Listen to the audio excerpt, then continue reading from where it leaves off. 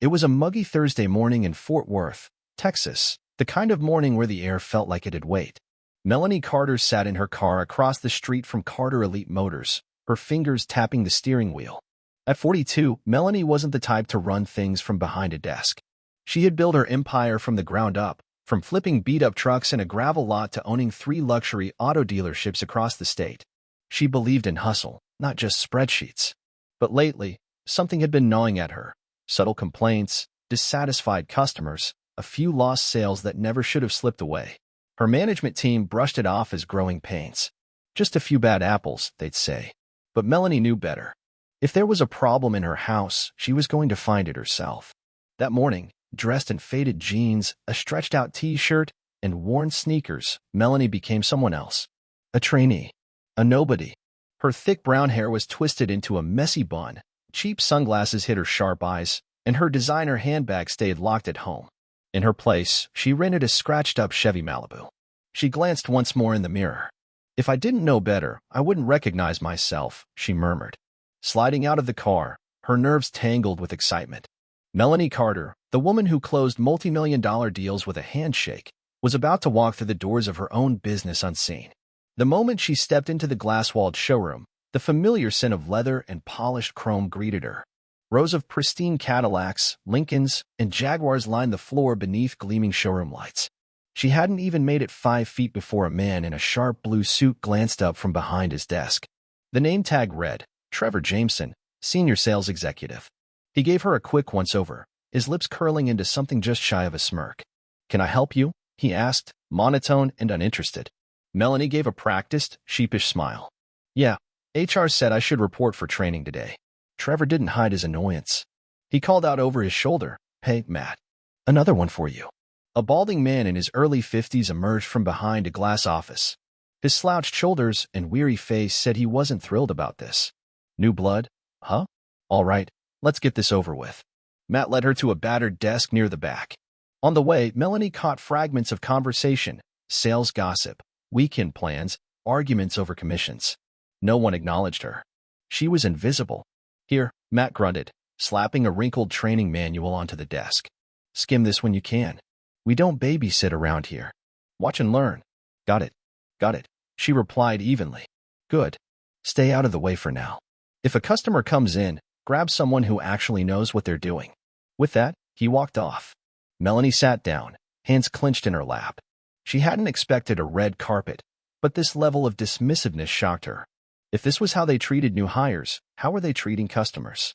Minutes later, 3 sales reps gathered nearby, speaking loud enough for her to hear. "I give her 2 weeks," a red-haired woman with dagger-sharp nails snorted. "Bet she can't tell a Lexus from a Lincoln," a man added, slick hair and all bravado. A third guy, broader and louder, chimed in, "HR's just throwing us whoever's breathing these days." Melanie stared down at the manual, pretending to read. Every word from them cut deeper. She needed to see more. She needed proof. The day dragged on. Customers came and went. Melanie tried to approach a few, only to be blocked or ignored. At one point, she saw Trevor outright ignore an older couple who didn't look wealthy enough. They left without test driving a single car. By 4 o'clock, Melanie's head throbbed. This wasn't just a few slackers. This was a cultural rot. Near closing time, she slipped into the break room for water. The smell of burnt coffee and old pizza boxes filled the cramped space. That's when she heard it. "Did you see that new chick they dumped on us?" Trevor laughed from the hallway. "Looks like she wandered in from a thrift store." "Yeah," Matt replied. "She's not one of us. Doesn't fit the Carter Elite image. We sell luxury, not garage sale rejects." Laughter echoed. Melanie stood frozen. That last comment hit like a steel-toed boot to the stomach. She turned and walked out, her fury quiet and slow-burning. They hadn't just insulted her, they insulted the years she bled to build Carter Elite. She paced the showroom floor, watching her employees go about their day with smug detachment. Her anger shifted into something sharper. "When you see a problem," her late father once said, "you either complain or you crush it." Melanie didn't believe in complaining. At 5:30 p.m., Matt clapped his hands. "Wrap it up, folks. Drinks at Murphy's." Laughter. Cheers. Bags zipped. Nobody even glanced her way. Then Melanie stood. She walked to the center of the showroom and clapped her hands once, sharp, deliberate. Heads turned. Conversations died. Phones lowered. May I have your attention, please? She peeled off the sunglasses, dropped them on a nearby desk. Silence fell. My name is Melanie Carter. I own Carter Elite Motors. Shock rippled through the room. Nail file dropped. Trevor choked. Matt's face went pale. I built this place from zero, she said, voice steady, slicing through the silence. No investors. No handouts. Just grit. She walked the floor slowly, eyes burning holes through everyone.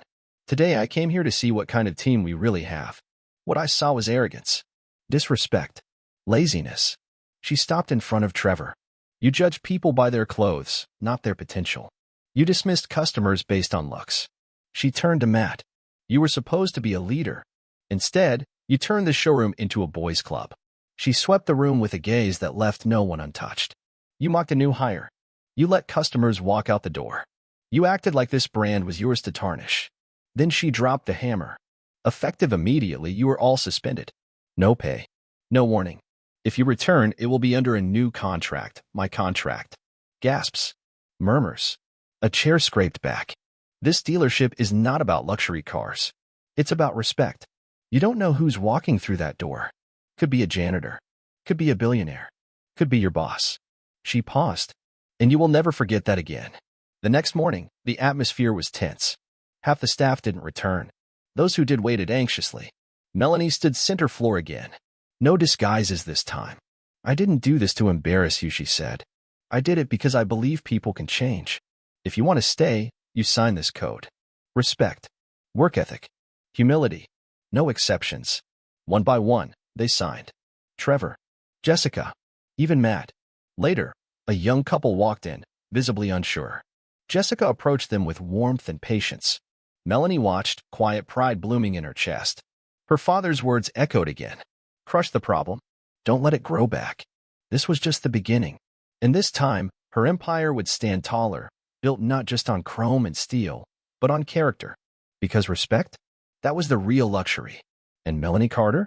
She wasn't just selling cars. She was selling a legacy.